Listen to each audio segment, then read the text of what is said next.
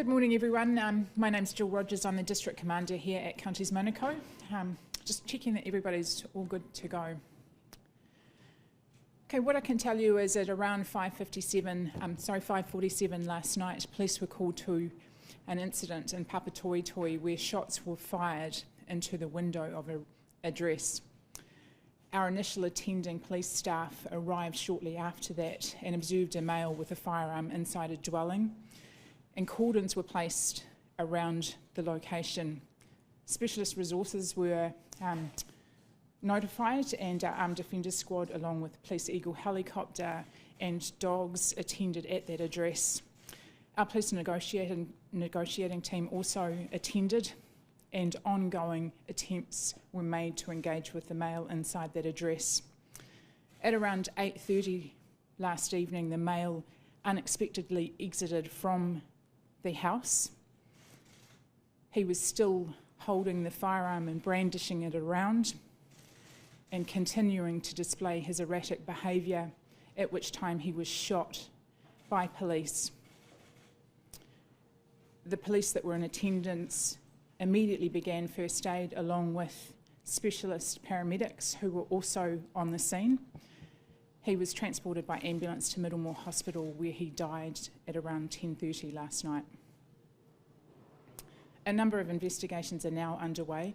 The IPCA has been notified. A critical incident investigation has been commenced along with our own internal investigation. What I can say was this was a really frightening incident for the residents in that location. Any event involving firearms is at the upper end of anything that our staff will deal with. It is the worst possible decision that a police officer has to make to take someone's life.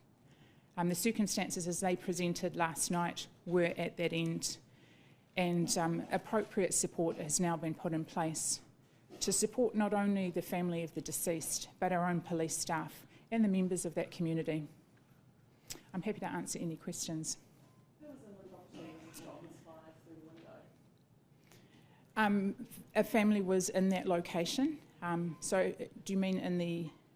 When the shot was fired through the window into the property, how many people were inside? That will form part of our investigation, but at this stage I know there were several people inside that address. And a family, do you know the ages? No.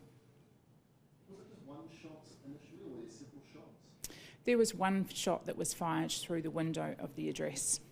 And how many times was this man shot? From what I know to date, he was shot 3 times, but again, that will form part of our investigation. What type of non-lethal force options are available to these situations? So the police staff that were in attendance last night had a whole range of tactical options available to them. Tragically, we are required to respond to the event as it unfolds, and this has resulted in lethal force being used. What kind of options? There's a whole range, so not only did we have the tactical resources of Eagle in the sky, we had police dogs on the scene, along with our specialist trained Armed Defenders Squad. Has the local league been contacted about trying to boost this up? Yes, they have. What, if any, relationship did the shot man have with the residents of the house at which he was firing? There's no relationship at all. He was not known to them. He was residing in a neighbouring property, is that correct? Close by, yes. What can you tell us about his age or who he is? At this stage I can tell you that he's 34 years old, but details of his identity will be released within the next 24 hours. As you'll appreciate, we are notifying family both here in Auckland and overseas. So just to confirm, did the man not live at the property he was shot outside of? Inquiries will reveal that, but I understand he did reside at that address. Will he be the subject of toxicology tests to determine drugs in the system? A post-mortem is underway at the moment, and that will form part of that inquiry. Can you explain exactly why police decided that lethal force was what was needed in this situation? So our specialist negotiators had been attempting to engage with him for quite some time, a matter of hours. This had been unsuccessful. He'd continued to display erratic and aggressive behaviour, and this had been observed by our police staff who were in attendance. Did he threaten to shoot police?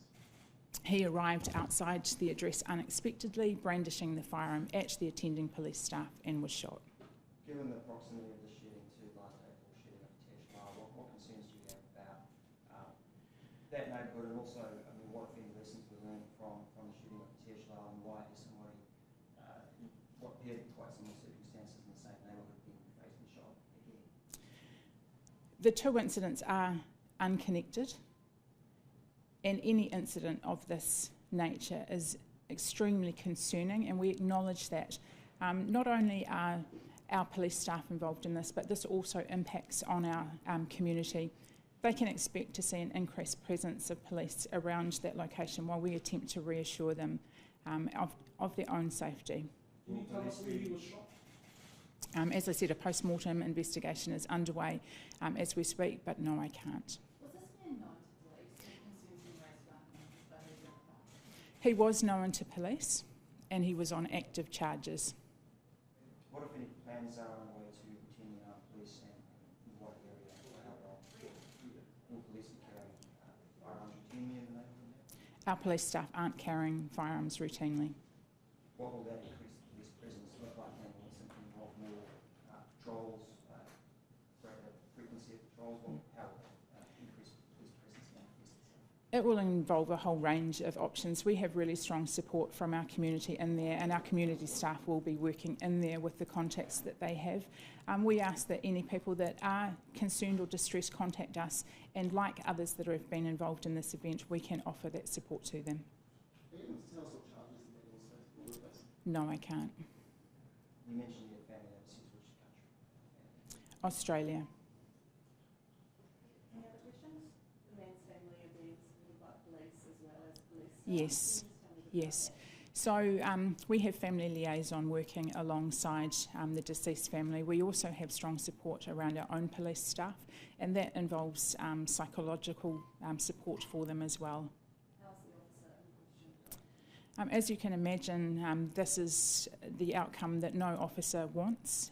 As I said earlier, it is the most serious of decision that a police officer will face in their duties. So as you can well imagine, he will be deeply affected by this, but we will be offering all support that we can to the officer and their colleagues. And the man's family? Yes, and their family as well. How are they doing? All the support that we can is being wrapped around them at the moment. All right, last question. Were any of the police officers involved in this fatal shooting also involved in the shooting of Papatoetoe last year? I can't confirm that. I can confirm that the two matters are unrelated.